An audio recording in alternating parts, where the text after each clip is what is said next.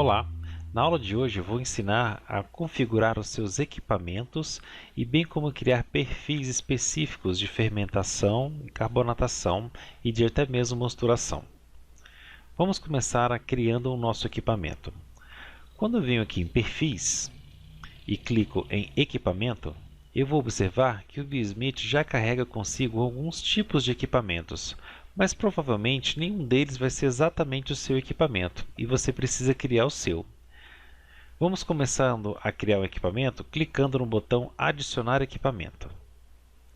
E aí você vai dar um nome que fique fácil depois de você entender aquele seu equipamento. Você pode colocar, por exemplo, siglas do seu nome e colocar panela inox 45 litros. Esse vai ser o nome que eu sugeri aqui para o meu equipamento. Vamos entender aqui alguns parâmetros.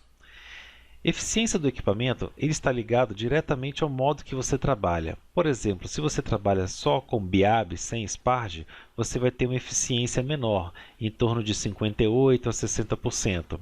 Se você trabalha com duas panelas e faz um Sparge, você vai ter uma eficiência um pouco maior. O BioSmith sugere como 72 um padrão médio para os diversos tipos de equipamento. Você pode trabalhar este cadastro de duas formas, ou no modo avançado, que é este, onde todos os itens de cadastro já estão sendo apresentados, ou no modo assistente de equipamento, onde ele vai te dar uma ajuda e vai te dizer passo a passo o que você precisa preencher de informação. Vamos usar primeiro o modo assistente de equipamento e depois a gente vem no modo aqui avançado. Clique no botão assistente de equipamento. Ele aqui já traz o nome do equipamento e faz uma pergunta. Que volume de cerveja você costuma produzir? Ou seja, para o fermentador. Isso significa o seguinte, depois que você terminou a sua fervura, quanto aproximadamente de cerveja você consegue colocar lá no seu fermentador? Numa panela de 45 litros, eu consigo colocar, por exemplo, 30 litros de cerveja que vai para o meu fermentador. Então aqui eu vou digitar 30 litros. A próxima pergunta ele fala, qual o volume de cerveja perdido durante a fermentação e o invase? A minha fermentação em vase eu costumo perder em torno de 3 litros. Então eu vou colocar aqui o valor número 3. E aí ele vai computar que a minha cerveja envasada final vai ser em torno de 27 litros. Ou seja, eu tinha 30 litros como volume inicial, perdi 3 durante a fermentação em vase e ficou ali com meus 27 litros engarrafados no meu lote. Agora vamos pensar em relação a perdas e após fervura. Você costuma adicionar água após a fervura? Isso aqui é o seguinte, tem algumas receitas, algumas técnicas que a pessoa não tem uma panela grande o suficiente para produzir aquele lote. Exemplo, ele tem uma panela lá de 20 litros e ele gosta de fazer em torno de 18 litros. É muito difícil fazer 18 litros, ter 18 litros de mosto fervido numa panela de 20 litros.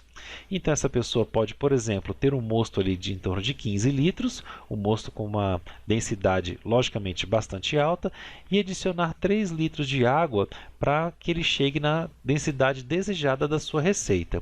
No meu caso eu não faço isso, então vou colocar aqui 0, eu não adiciono água após a fervura. Qual o volume de mosto perdido devido à sedimentação, trube e ao resfriamento? No meu caso, eu tenho perdas mínimas, porque eu faço a cerveja com bastante filtros. Eu tenho uma tela de filtro que quase não gera trube, mas vamos dizer que eu tenho aqui aproximadamente 200 ml. Vou colocar 0,2, que são meus 200 ml. E ele vai também usar um cálculo matemático de uma taxa de contração do mosto e vai estimar que o volume pós-fervura vai ser de 31 litros, ok? Dados estimados dele. Vamos para a próxima tela. Agora ele pergunta qual é a média básica que você usa para fervura. Eu uso como padrão 60 minutos de fervura. Algumas pessoas usam mais, 90, algumas usam 2 horas. Isso depende muito da receita. Por exemplo, se você quer fazer uma receita bastante densa, bastante alcoólica, você pode, por exemplo, usar ali 4 horas de fervura para você evaporar muita água e assim ter um mosto com bastante densidade. Vou deixar o padrão 60 minutos. Qual o volume de mosto evaporado por hora? Este valor, 1,893, é um padrão que o BioSmith entende para uma fervura de média, de um vigor médio. Vamos entender esse valor aqui, ó. Para você saber exatamente o valor que você usa no seu sistema, você teria que fazer um teste. Colocar lá 20 litros de água, por exemplo, ferver eles por 1 hora e depois ver qual o volume final. Dividir um pelo outro aí, ou na verdade subtrair, e você vai identificar quantos litros de mosto foi evaporado por hora. Se você tem, por exemplo, um sistema de fogo muito intenso, a sua taxa de evaporação vai ser maior. Pode ser 2, 3 litros por hora. Já se a sua fervura é uma fervura bastante leve, pouco intensa, você pode ter aí um sistema evaporando pouco, né? E vai ter uma taxa de evaporação bem menor. No meu caso, eu já calculei o meu sistema e eu tenho um número bastante preciso, que é 1,9 litros por hora. E vou colocar este valor. Feito isso, o BSmith calcula aqui mais 3 valores: a evaporação total, a taxa de evaporação e o volume final da fervura com essa taxa de evaporação após 1 hora de fervura, ok? O próximo parâmetro refere-se a receitas grandes, né, acima de 75 litros. Como nós não estamos trabalhando com um sistema aqui de 45 litros no máximo, vou deixar o padrão em 100%. Este próximo parâmetro refere-se a um cálculo que o BSmith faz quando nós fazemos o Whirlpool. Ou seja, se nós temos logo depois da fervura, ainda fazemos um Whirlpool antes de resfriar, e esse Whirlpool leva-se um tempo considerado, o BSmith entende que o efeito disso vai ser o aumento do amargor, do IBU da sua receita. Então, se você faz um Whirlpool a quente, você pode colocar aqui mais ou menos quanto tempo você leva, por exemplo, 15 minutos para esse Whirlpool, até você iniciar o seu resfriamento, até que o resfriamento atinja ele pelo menos 85 graus, que é onde param-se, né, a extração do alfa-ácido. Então, no meu caso, eu não faço Whirlpool a quente, então vou deixar aqui 0 minutos. Marcando essa opção de um tempo, você deve também selecionar a caixa Prever lúpulos no redemoinho, para que ele faça o cálculo de adição de lúpulos no tempo zero, né, no tempo de flame out, quanto que eles vão agregar aí de IBU para a sua receita, ok? Então, só para resumir, se você faz o Whirlpool a quente, coloque aqui o tempo que você leva entre desligar o seu fogo e terminar o seu Whirlpool, colocar o seu chiller e começar a resfriar sua cerveja. Esse tempo todo você lança aqui. E nesse caso, marque a caixinha Prever lúpulos no redemoinho, né, no Whirlpool, para que ele calcule aí os IBUs que acontecem, né, que são gerados neste tempo, neste momento. Vamos clicar em próximo. Na nossa última tela, vão ter mais alguns parâmetros. Aquilo que eu falei em relação à eficiência do sistema, né? Se o seu sistema for, por exemplo, do tipo BIAB, eu aconselho você começar aqui com 65%, até você identificar a eficiência total do seu sistema. Outro dia falaremos sobre o cálculo de eficiência. No meu caso, 72 é um valor bastante interessante, porque eu atinjo de 72 a 75, dependendo da receita que eu faço. Depois, qual o volume da sua tina de mosturação? Nós temos duas tinas, uma tina de fervura de 45 litros e tem uma tina um pouco menor para minha mosturação, que é uma tina de 35 litros. Então, vou colocar aqui que a minha tina de mosturação tem 35 litros. Depois, para o cálculo de massa e peso de calor, quanto que aquela tina vai trazer de calor para infusões de água, ele pede o peso da sua tina. A minha tina é de aço inox e ela pesa 6,6 kg. Eu vou colocar aqui o valor 6,6. Esse parâmetro aqui refere-se ao tipo de equipamento. Cada tipo de equipamento, de material que é feito, agrega uma quantidade de calor específico ao mosto. No caso que você usa, se você usar inox, use o valor 0,12. Se você usa uma tina de plástico, 0,30. Se você usa alumínio, use 0,21. A minha tina de mosturação é de inox, eu vou colocar o valor 0,12.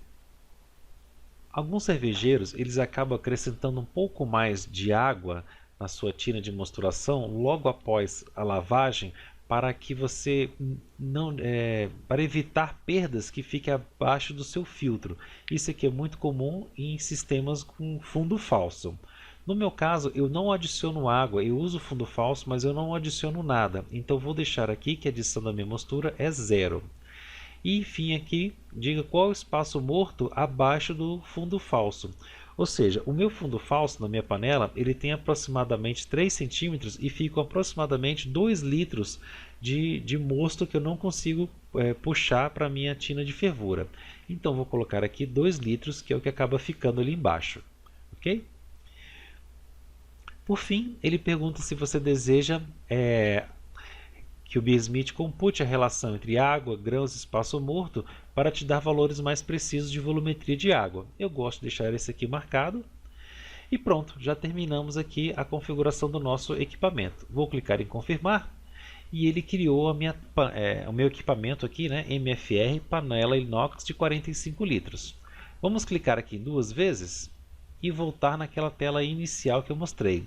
Veja que nós usamos o assistente para configurar passo a passo, mas ele já preencheu essa tela aqui, ó, com todas as informações que nós vimos aí ao longo do caminho, ok? Eventualmente, alterando o seu equipamento, você pode fazer não só um novo equipamento, como pode também alterar aqui essa tela. Vamos confirmar. Com isso, nós vimos hoje como criar aqui nosso equipamento. Vamos fazer mais um ajuste. Vamos colocar lá para o BSmith que toda vez que ele for iniciar uma nova receita em branca, que ele use esse equipamento como equipamento padrão. Para isso, clique em Ferramentas, Opções, e aqui em Perfil de Equipamento, clique aqui e localize o seu equipamento que acabamos de criar. No meu caso, MFR panela inox 45 litros. Clico uma vez, clico em OK, ele aparece aqui e clico em OK.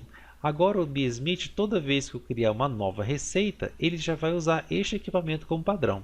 Vamos conferir? Fecho a tela de equipamento, clico no botão de nova receita e olha aqui, ó, ele já traz como equipamento padrão o meu equipamento. Tanto trouxe o meu volume de equipamento, como a eficiência do meu sistema e o volume do meu lote. Esses valores aqui foram computados a partir do meu cadastro do meu equipamento, ok? É isso aí, pessoal, terminamos aqui a aula de hoje e na próxima aula vamos ver outros parâmetros de configuração em relação à mosturação e fermentação da cerveja. Um abraço e até a próxima aula.